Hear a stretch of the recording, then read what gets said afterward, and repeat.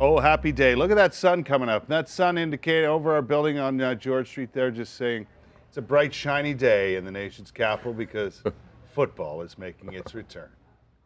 Hello, Mayor Jim Watson. You know what, Kurt, good morning. Yesterday, a rainbow appeared over Lansdowne Park, and one of my council colleagues, Mark Taylor, took a picture of it. And I think it really sort of symbolized the long struggle to actually get that whole park revitalized. It goes back 2 decades. Are you happy about it? I'm very happy. I'm proud of our council. You know, it's 21-3, and one of the things that I think we're trying hard to show to the public, we're not going to be sitting around squabbling for weeks and months and years on end. We want to get these projects done. They've been lying around, languishing. Well, that's long been a thorn in the side of any council is the length of time it takes to get actual work done. Yeah, and we're actually, later today we're going to be signing the agreement with OSEG, and next Monday they're going to have construction start on the site. So we're moving very, very fast, and in fact, if you go to Lansdowne now, you'll see all sorts of construction all over the place because we didn't want to sort of rest and wait till the court case. We did the work we could do legally to hit the ground running this week.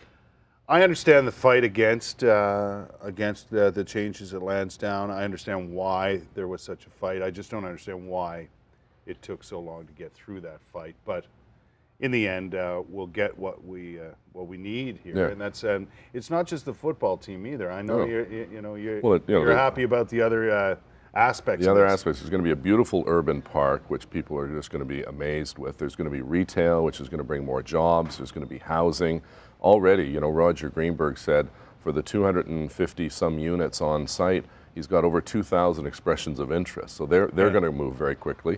And we're going to have a North American Soccer League. We're going to host the FIFA Women's World Cup back in 2015. We're going to have the 67s back as they play now at Scotiabank Place, but in the next 2 years under renovations, they'll come back to a new renovated Civic Center. This sort of drawing and video, is this the final sort of concept for the thing? Yeah. The blue buildings are light like that because the architects haven't finished what it's exactly going to look like, but it's a placeholder. But the stadium is going to be like that. The stadium's going to have that beautiful wood veil around it. That green space that we're looking at right now, on the right-hand side, that's called the Great Lawn. That's roughly the same size as the front lawn of Parliament Hill, so it gives you a sense of magnitude. You mean it's not going to be a parking lot anymore? No, underground parking, and it's going to, some on-street parking, but mostly underground. There's the Aberdeen Pavilion, which remains the north side entrance, right? Coming off Bank Street. Yeah. And so the Aberdeen Pavilion stays? It stays. It's a protected building. The horticulture building is currently in the process of being moved closer to the Aberdeen Pavilion. You're going to have cafes, and the farmers market is going to be back there. Is there going to be a cinema there and stuff like that? You can see the white.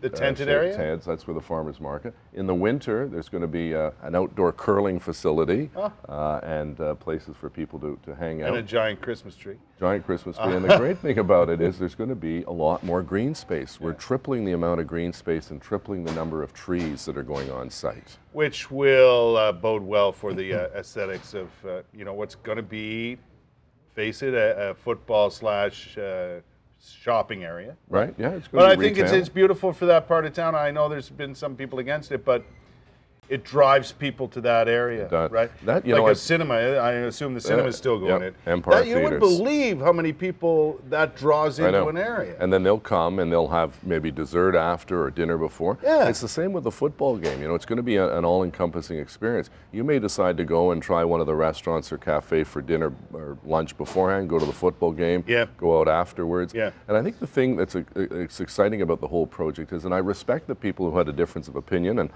my parents live across the street from at the retirement home there.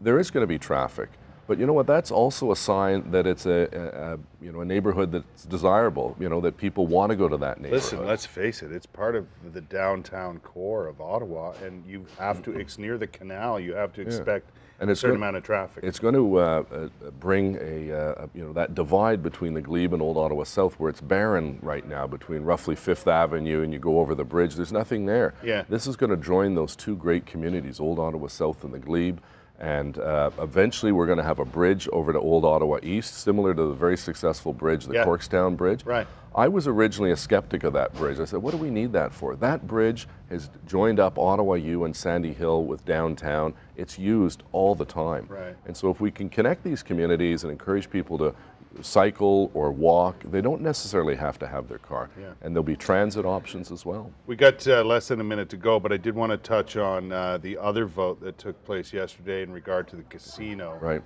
That's not a fait accompli at all. No, right? this was very much the first step. And people said, well, what's driving this? Well, the Ontario Lottery Corporation have decided they're modernizing their casino operations. So they've asked us, do we want to continue to be a gaming host community? Because we have gambling on the Gatineau side, but we get no benefit from that. Right. We don't get any of the money. No, we get nothing. And we get We lose money. some of the problems. That's right.